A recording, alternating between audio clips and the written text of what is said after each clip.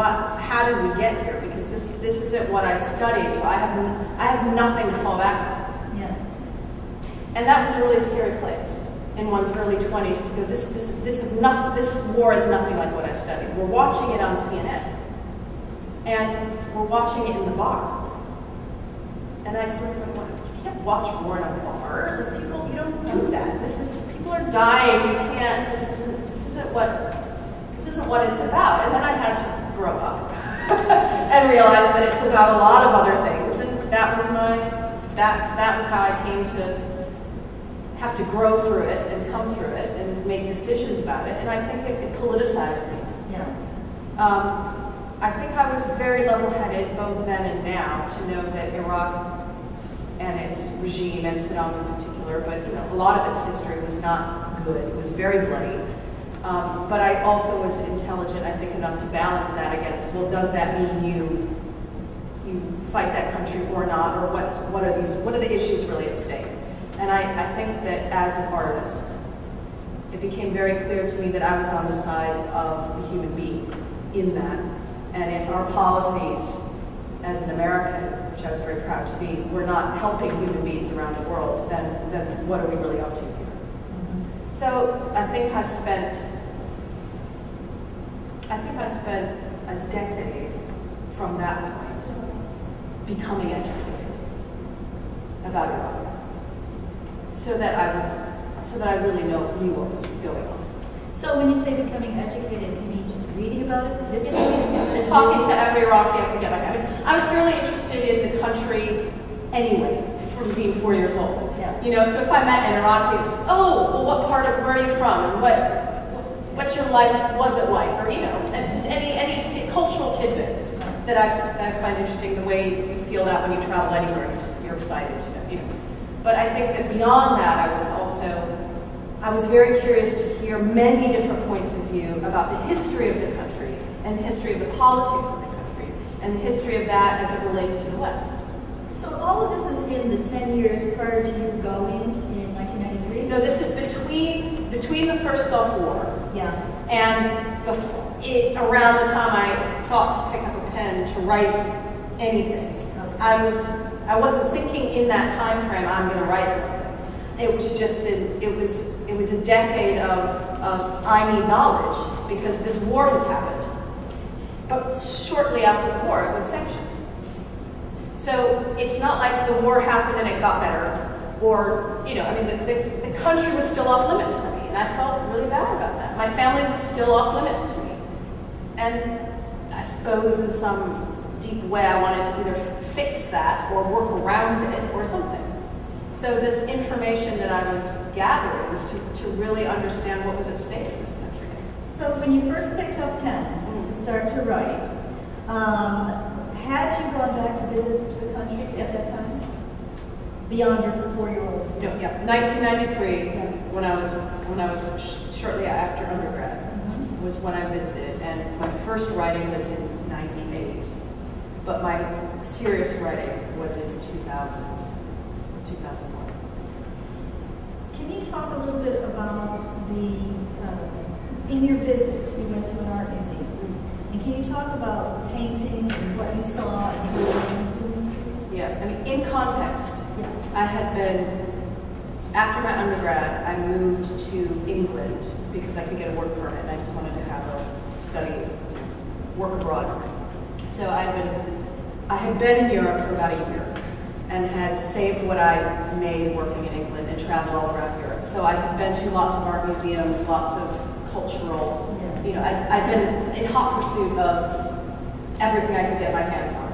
And then from London, going through Spain and Italy and Greece, and I found myself in Turkey, and I said, I'm this close to Iraq, I can't believe I've been to all these countries, I've got to get there. That's the big dream.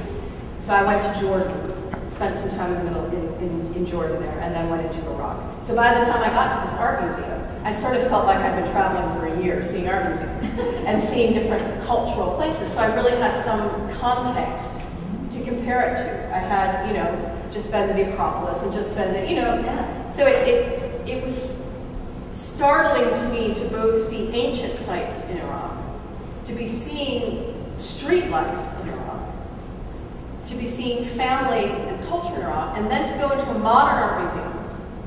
And it was billboard-sized portraits of Saddam Hussein. So kind of like floor-to-ceiling portraits. And every costume you can imagine. Him in a Turkish hat, and Kurdish hat, and him in, kind of army scruffs or whatever. And these, just every different cultural costume possible. And then there were a few exhibitions.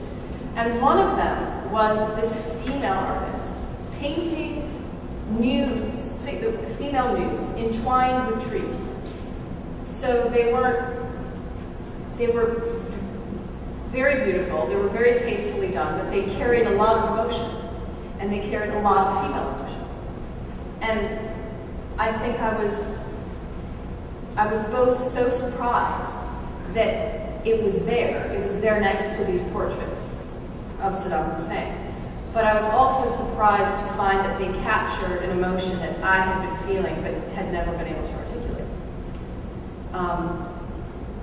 I think between visiting my family, like literally standing in front of that painting, was when I sort of realized I was home, in a way. Not that I wanted to be from this country and move back, but just that this was my homeland. And I was really rooted to this place, and that this woman that was in this painting was absolutely me. Yeah. In the way that we can feel in front of a particular painting that resonates with us. We just, can undo us. So I was undone. I was undone, and then that was that. My mom was a watercolorist, so I did respond. I knew what I liked, with art, but I wasn't an artist myself. I couldn't articulate. I just knew that I wasn't a fine artist.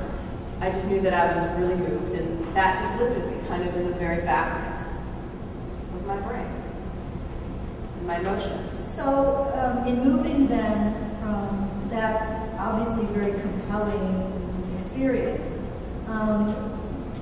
to the actual writing of the piece, to the sort of pulling it all together, how did you do that? Now that's a good question. That's what a lot of these people want to know. How did you? Well, it's good you're in school, because I was going to say it was a little bit by force. I was in school getting my MFA, and part of the process as an actress is, well, how can you do a master's thesis if you're getting your MFA? And they said, well, you have to write a one-person show. It's only 20 minutes. It's lights up, lights down, but figure it out. And it could be adapted material from something already written. It could be, monologues from Hamlet, whatever. But you had to create something for 20 minutes and stand there and do it. And this was also way before the sort of one-person show phenomenon. So there wasn't a lot of material to draw. It wasn't like we were in New York seeing one-person shows left and right and knew what they were. Mm-hmm. So we were really winging it. And I wanted to write about Iraqi women. I don't know how I knew that. I did. And I hadn't written before. I was an English major in undergrad, but not a creative writer. Yeah. So I'd written a term paper, but So basically, I started with the artist because I think I'd wanted to play an artist, probably because I wanted to be one somehow. No, do you mean the artist character in the play? The artist character in the play, yes.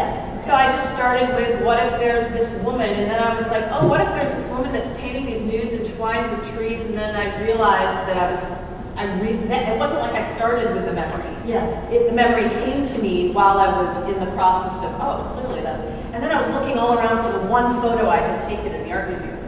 It's like, where is that photo? Because at that time you had to get all your film developed in Baghdad and then smuggle it out.